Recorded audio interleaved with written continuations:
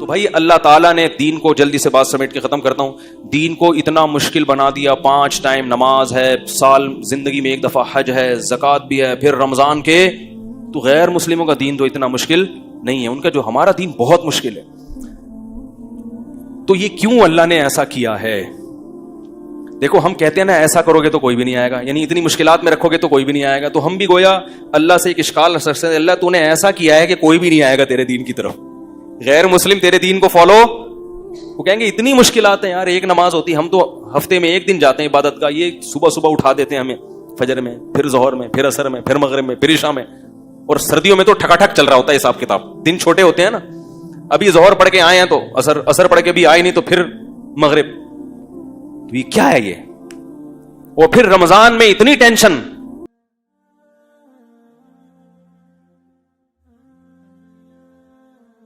کہ اللہ تعالیٰ نے اگر ہمیں 12, 13, 14, 15, 16 گھنٹے بھوکا رکھنا ہی تھا تو کھانے کے جو 2 ٹائم تھے وہ ایسے ٹائم دیے جاتے جو نیچرل ہوتے.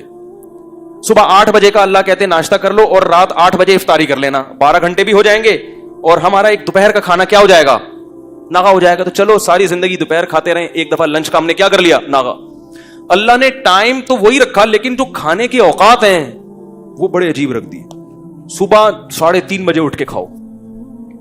یہ پوری دنیا میں کسی کے کھانے کا ٹائم. ارے بابا آپ کو کوئی ولیمے کی دعوت کرے کہ میرے بچے کی شادی ہے, ولیمہ ہے, آپ لوگ آئیں, جی ضرور آئیں گے. کس وقت آئیں؟ 3:45 بجے صبح. آپ بولیں گے جب یہ تم کو لڑکی والوں نے قبول کیسے کر لیا ہے بھائی؟ تحقیق نہیں کی تھی کہ پہلے کوئی ٹیسٹ نہیں کروایا تھا دماغ کا؟ صبح کا ناشتہ ویسے تو سب لوگ رات 9 بجے کا کھانا رکھتے ہیں, چلو تم دوپہر کا رکھ لیتے, نہیں تو صبح کا ناشتہ کر لیتے 8 بجے 6 بجے فجر کے بعد, 3:45 3:30. پاگل ہو گیا کیا کہیں گے نا لوگ. اور پھر لڑکی والوں کو جا کے بولیں گے ابھی سے رشتہ ختم کروا دو, مجھے کچھ ان کی سیٹنگ آؤٹ لگ رہی ہے. اللہ نے کہا کہ کب اٹھ کے کھانا ہے, روزہ رکھنا جتنا مشکل کام ہے نا, اتنا ہی مشکل صبح اٹھ کے نیند قربان کر کے کھانا کھانا. اتنی ٹینشن. اور پھر اللہ نے جو مغرب کے وقت جو کھانے کی اجازت دی اس میں نماز بھی ساتھ ہی لگا دی, تسلی سے بیٹھ کے کھا بھی نہیں سکتے. بھوک اتنی ہوتی ہے, پیاس اتنی ہوتی ہے کہ بچے کھا جائے آدمی, دل چاہ رہا ہوتا ہے. حقیقت ہے اس وقت کنڈیشن یہ ہوتی ہے, بیگم ذرا یہ دہی بڑے ہیں یہ ذرا سنبھال کے رکھو, میں نماز کے بعد آ کے کھاتا. یہ والا پکوڑا یہ کھانے نہیں دینا کسی کو, یہ آج پکوڑے بہت مزے کے بنے ہوئے, آدھا رکھ لیا آدھا. اور انسان کی فطرت ہے کہ کھانے کے دوران جب 10-15 منٹ کا وقفہ ہو گیا تو بھوک, اب وہ مزہ نہیں آتا, وہ افطاری گئی سمجھ رہے, اب مزہ نہیں آئے گا. پھر ہونا یہ چاہیے رمضان میں عشاء کی چھٹی ہونی چاہیے. اگر ہم سے کوئی مشورہ لے کے شریعت بناتا, معاذ اللہ ایک مثال دے رہا ہوں, ہم کہتے ہیں اللہ رمضان میں تو نے اتنی تھکاوٹ, اتنا مسئلہ ہو گیا, سارا دن کے بھوکے پیاسے, پھر افطاری بھی تو نے ڈھنگ سے نہیں کرنی تھی ہے بھائی, اللہ ساری زندگی 5 نمازیں پڑھی ہیں, آج 4 کر دے, عشاء کی کیا کر دے. افطاری کے بعد کیسی غنودگی چڑھتی ہے دماغ میں, کیسا گرتا ہے بستر پہ, فوراً گٹکے والے گٹکے پہ, تمباکو والے چائے پر آ گئے, سگریٹ والے فوراً سگریٹ, نسوار والا فوراً ڈبی لے کے بیٹھا ہوتا ہے, اللہم لک صمت علی رزقک افطرت, یہ چل رہا ہوتا ہے, اس کا دماغ صحیح کام نہیں کر رہا ہوتا. تو اللہ نے بجائے اس کے کہ عشاء کی چھٹی ہو جاتی, عشاء کے ساتھ تراویح کی نماز بھی لگا دی. اب وہ کتنی رکعتیں اس پر میرا ایک بیان ہے, سن لیجئے گا. ہمارے نزدیک 20 رکعتیں ہیں, لیکن ہم 8 والوں کو بھی گمراہ نہیں کہتے, لیکن جو راجح قول ہے ائمہ اربعہ کا مذہب, صحابہ کا, تابعین کا, وہ کتنی رکعتیں ہیں اس پر میرا بیان ہے, ہوا ہے 7-8 سال پہلے میں نے دلائل سے بیان کیا تھا, پوری ایک دلیل اس میں بہت تفصیل سے, 1.5 گھنٹے کا بیان ہے. جس کو اشکال ہو وہ سن لیجئے گا. وہ غیر معروف چینل سے اپلوڈ ہوا ہے, تو میں ابھی اس کو انشاءاللہ اپنے چینل سے بھی اپلوڈ کروا دوں گا. تو اس میں بہت مضبوط دلائل کے ساتھ, دونوں طرف کے دلائل کے تجزیہ لے کر بتایا گیا کہ یہ پوری امت کا اجماع چلا آ رہا ہے اس پر, سمجھ رہے ہیں. تو آپ وہ سن کے پھر تبصرہ کیجئے گا, ایسے ہی تبصرہ نہ کر دیجیے گا. اچھا خیر, لیکن بہرحال آپ 8 پڑھیں 20 پڑھیں, اتنا بڑا مسئلہ نہیں ہے. لڑیں گے تو مسئلہ زیادہ کھڑا ہوگا. آپ کو جو سمجھ میں آتا ہے کریں, جو دوسرے کو سمجھ آ رہا ہے اس کو چھیڑیں نہیں, مسئلہ چھیڑ خانی سے خراب ہوتا ہے. تو ہمارے نزدیک تراویح کی جو سنت نماز ہے وہ کتنی ہے؟ 20 رکعتیں. یہی چاروں ائمہ کا مذہب, یہی صحابہ کا, خلفائے راشدین کا, اور یہی امت میں صدیوں سے اس پر اجماع رہا ہے. علامہ ابن عابدین نے اپنے دور میں آج سے 150-200 سال پہلے لکھا کہ پوری امت میں کہیں ایک جگہ بھی ایسی نہیں جہاں 20 رکعت سے کم ہو رہی ہو تراویح. تو اجماع امت خود ایک دلیل ہوتی ہے. خیر, تو ہونا یہ چاہیے کہ چھٹی ہو جائے, لیکن اللہ نے وہاں بھی کیا کر دیا, کھڑے ہوئے. پھر وہ رکعتیں عام نمازوں سے بھی لمبی ہوتی ہیں, عام نمازوں سے بھی لمبی. کتنی لمبی نماز, کتنی لمبی. پھر بس صبح اٹھنا بھی ہے سحری میں. تو یہ سب ٹینشن اللہ پتہ ہے کیوں دے رہے ہیں. بس بات ختم کرتا ہوں.